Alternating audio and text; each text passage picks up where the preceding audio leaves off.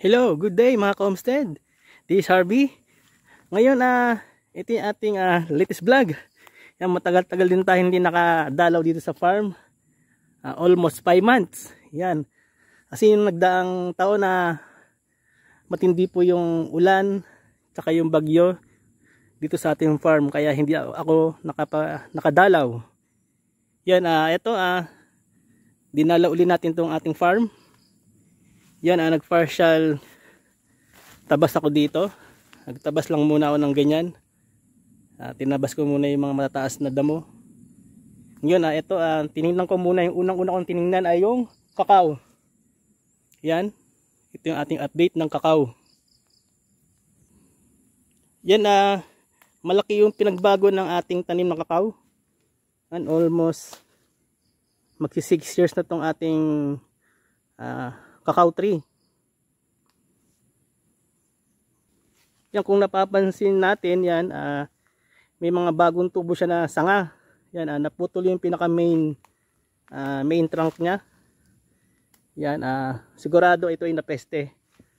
Pero fortunately, buhay pa rin ang ating kakao. Halos lahat ng kakao natin nagkaroon siya ng damage sa trunk. Kaya nagkaroon siya ng mga panibagong sanga. Pero ngayon hindi siya namumunga as of now or namumulaklak. Yan. Banda rito hindi muna nagtabas. Pagbalik lang natin dito sa farm.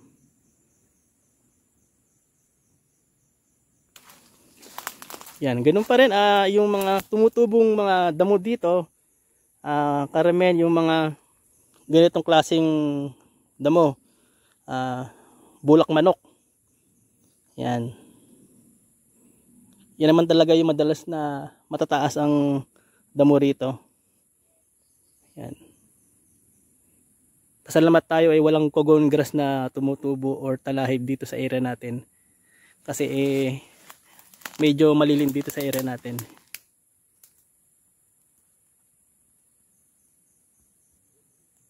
Yan, finocus ko yung itong lumang katawan ng kakao. Yan.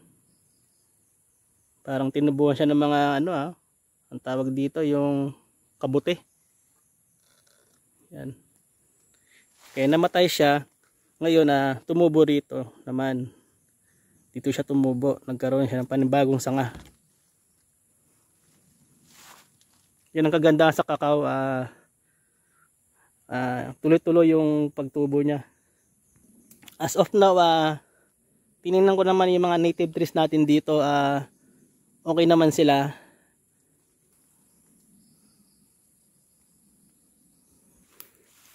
Ayan mga ka-homestead, meron tayong recent vlogs, yung ating mabolo tree. Yun, nagpapalaki tayo ng mabolo tree doon sa ating tahanan. Yun, itatanim natin dito yon mga before magtagulan.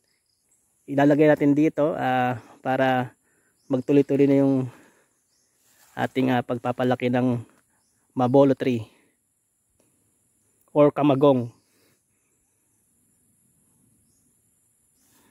Napansin ko dun sa mabolo tree natin, nakikitaan ko siya ng kakaibang karakteristik. Mabilis siyang mabuhay at mabilis siyang lumaki. Kaya dito eksakto siya dito sa area natin. Mapapabilis yung paglaki niya dito. Pero itatanim natin sa malapit sa kubo.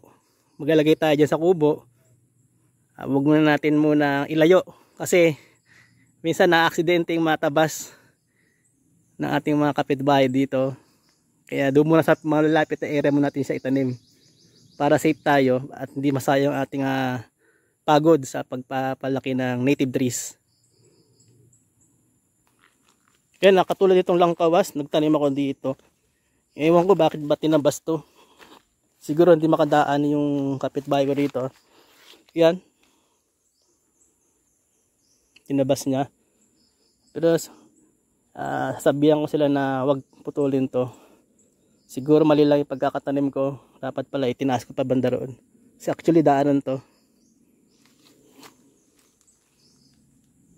Ayan mga ka-homestead, hanggang dito na lang.